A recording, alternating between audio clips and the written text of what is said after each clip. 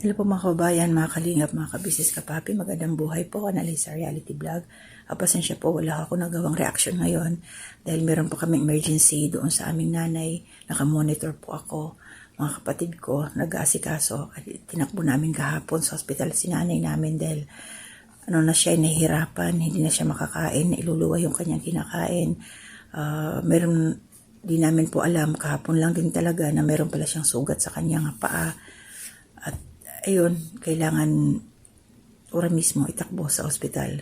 At ito po nakakausap namin pero hindi talaga siya masyadong nagre-response. Pero kahit papaano tumalab na ho yung antibiotics na itinurok sa kanya, tuloy-tuloy po ito. At advice po ng doktor, kailangan niyang ma-CT scan. So inaantay po yung isa kong kapatid na nagbiyahe ngayon on the way, galing Cebu. Dadalhin po siya ng Tacloban. Siguro bukas na kasi hapon na rin.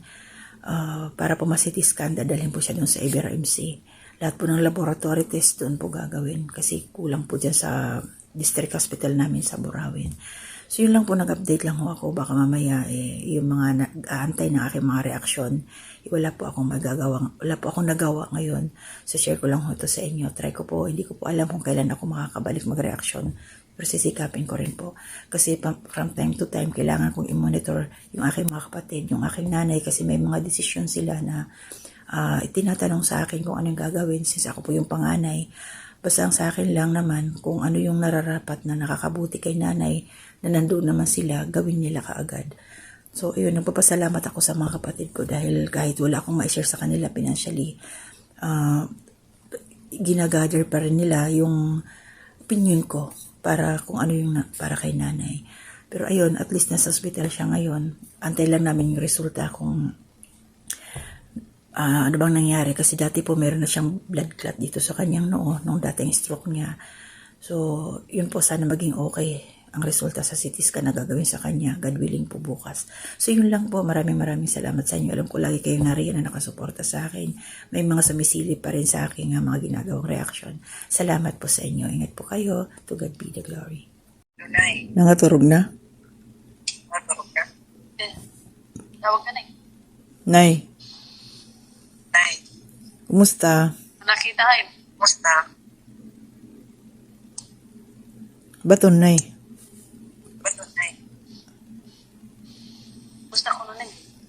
Nabulig. Pagod tiyabado. Oo, nabulig. Buyag, makusog na nga ho. Buyag, makusog na nga.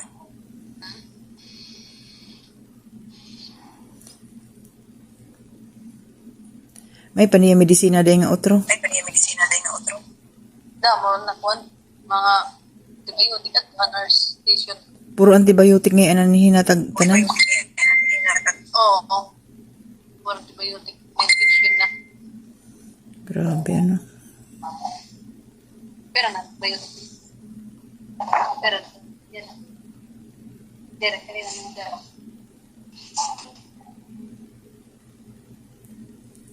Piniraw na. Kaliwat. Piniraw na. Okay, napasagit tatanggal. Ay pagtanggalan ay kay tanan ni mo tong pagginhawa. Yan dati Ingrid.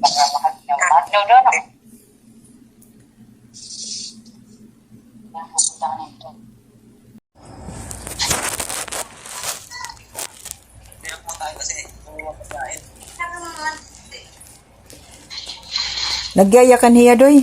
Nagyayakan hinanay. Tagilid na. Dahil, nalagyan ka pa ito niya.